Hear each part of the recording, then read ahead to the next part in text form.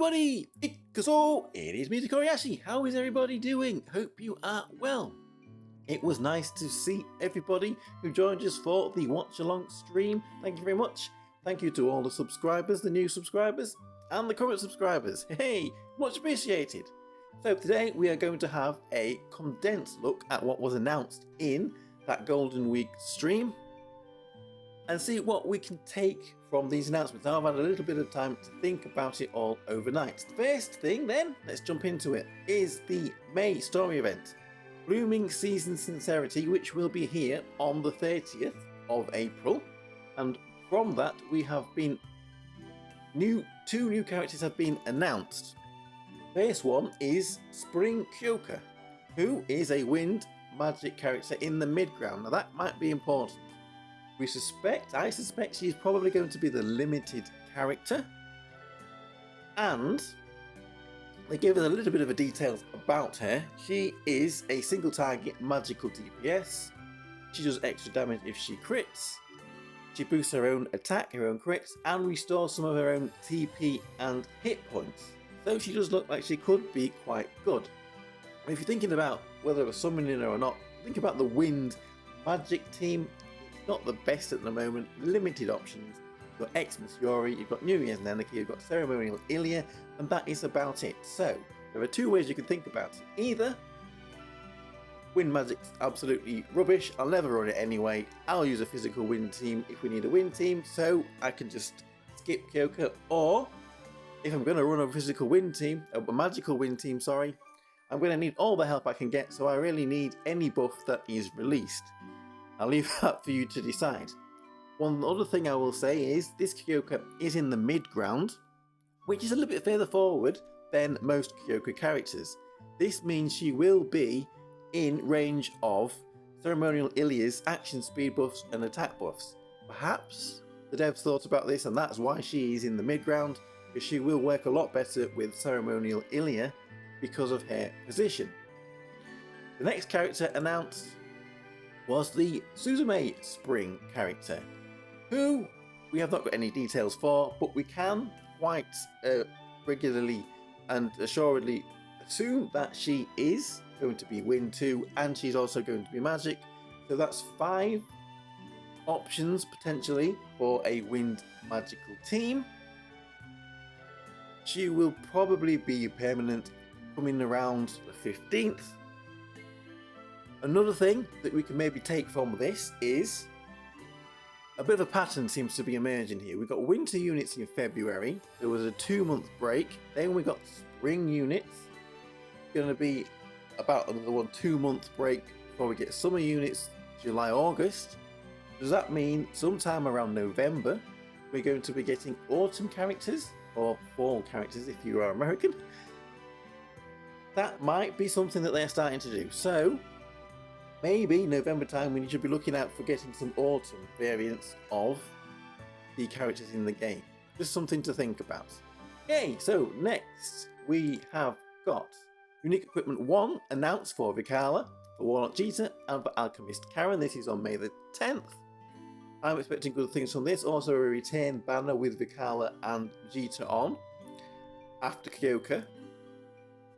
The story event for this, which is Connect with Blue, is likely to return this month after the spring event has gone away, sometime around the 17th-ish perhaps. From this you will be able to get carrying shards. That's where you can get the free-to-play carrying character. But don't go wasting your DAs on carrying shards straight away. Wait until that story event comes back, because then you will be able to get some shards there to put on a unique equipment to maybe get it to 5-star. So there we go, that is another thing that will be coming. Next we have got Unique Equipment 2 announced for Student Aoi and Nanaka. I'm more interested in the Aoi. Perhaps she is Wind Physical, another buff for Wind Physical. She was pretty good for physical defense down. Maybe Ranger Shiori has that role already, they both do sit at the back. But I think this Student Aoi might have a bit of a role to play. As I said, I can see perhaps maybe 2 variations of a Wind Physical team starting to be formed. We'll talk a little bit more about that later on. Nanaka even is a magical dark character, and that magical dark is pretty stacked at the moment, which is why I think she's a lower priority. She might be good though for magical defense down option in the future, so if you want to put the Equipment 2 on these characters, get grinding their very hard shards now. Make sure you have them by the 23rd of May. EX7 has been re-announced once again. Hopefully we will finally get it this time on the 17th. Demon Fox Kamararu. Be very difficult. You're going to need a lot of teams to beat it. We'll give it a go when it gets out. But another new mode coming finally on the 17th. We have also been announced Deep Quest. 2 new tiers, 4 and 5, will be added on the 15th. I think a lot of people are not very happy about this. A lot of people are probably still stuck with the ones that we've got at the moment. I certainly am. The only one that I have completed is the light one. Another 2 lots of units, lots of stages. It's going to be pretty difficult. They're here anyway. I guess there's no real rush, but they are coming, so they're definitely pushing this elemental content in the game.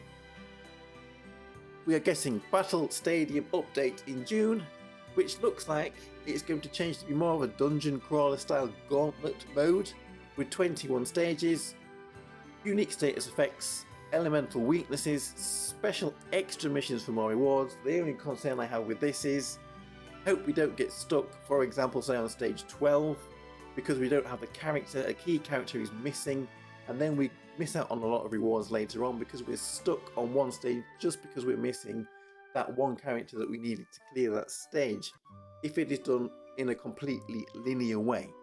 So we'll have a look at that when it does come back out in June. Caravan mode. It also in June is getting an update. We will be getting quality of life updates, rolling 3 dice at once, distances shown on the map, and buying more than 1 item in the shop at once, which is only minor, but it is a nice little quality of life update. On top of that, we will be getting new tiles on the floor. One of them here at the top allows you to roll 3 dice at once, 3 foods at once, sorry, and the one at the bottom there is a teleporter space. So, updates for Caravan. I was hoping that we would get an auto mode on this, which would help us quickly get rid of some of our dice. I don't think that's happening, but we are still getting some updates to the mode 1 year after it was released.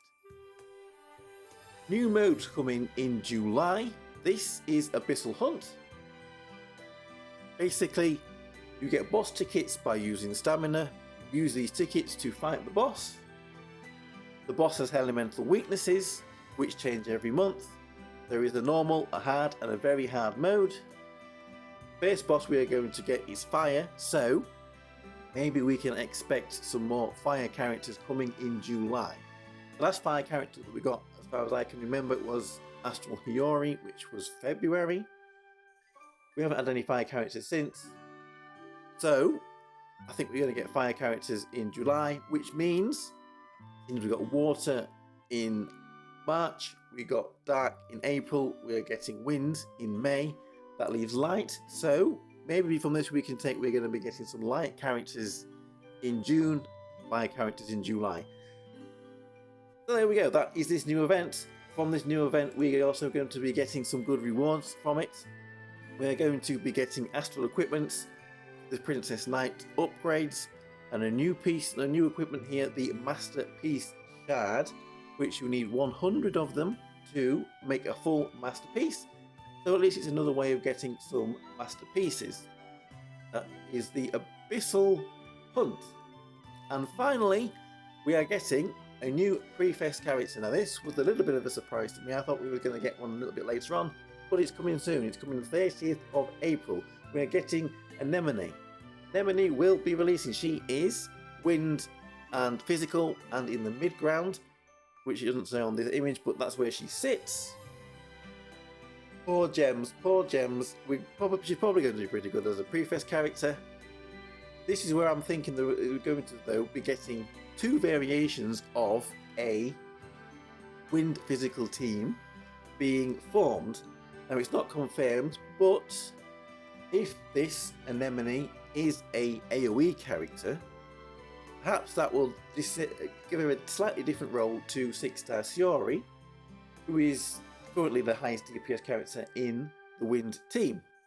So if she is AoE, maybe she will work better with characters like Princess Ray, perhaps Tomo and Monica as well. So we might be forming a bit more of a mid-ground physical DPS team, perhaps AoE, compared to the single target rear guard that we've got at the moment. I know Shiori does have a double action attack, but she is still really a single target character. None of that's been confirmed. Something that could maybe happen. We'll look out to see if I am right when we do get her details. So, from all of this, we can see the summoning schedule. Anemone on the 30th. Kyoka, Spring will be coming after her. Then we'll get a returns banner with Vikala and Jita. After that, probably Spring Suzume. And then at the end of the month, Xmas Pecorine will be returning. So there we go. That is the gotcha, the base gotcha schedule for May. Now you might have a little bit of an idea where you want to spend the gems that you have got.